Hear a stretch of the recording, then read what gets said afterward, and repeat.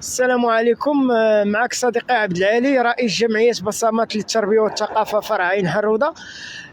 اليوم احنا في إطار عملية تحسيسية بالسلامة الطرقية من أجل دراجة آمنة، ويرجع ذلك لكثرة الحوادث بمنطقة عين حرودة زناتة. ارتأت الجمعية أنها دير واحد المسلسل تاع حملات تحسيسية. قمنا بحملة تحسيسية الأولى استمرت 4 أشهر في إطار برنامج أوراش بشراكة مع مجلس عمالة المحمدية والوكالة السلامة الطرقية نارسا وجماعة عين حرودة.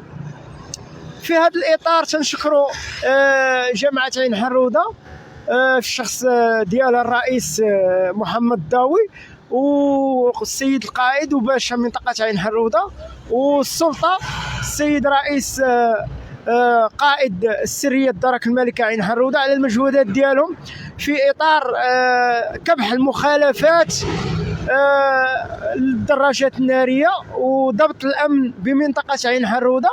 وحنا كجمعية ارتئينا أننا نكملوا هذا المسار وارتئينا أننا نقوم بحملة تحسيسية بمنطقة عين حرودة زناتة هذا الأسبوع تاع حملة تحسيسية. وشكرا.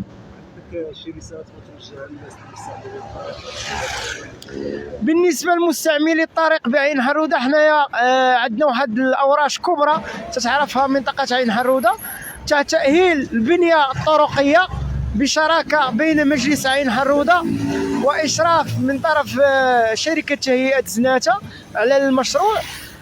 تنتمنى من الساكنة يعني يتقبلوا هذه الأشغال ويلتزموا بروح المسؤولية، سواء سائقي الدراجات النارية أو مستعملي الطريق أو السيارات أو الزائرين للمنطقة. وإن شاء الله راه غادي المنطقة تفتح أوراش كبرى. وشكرا للجميع.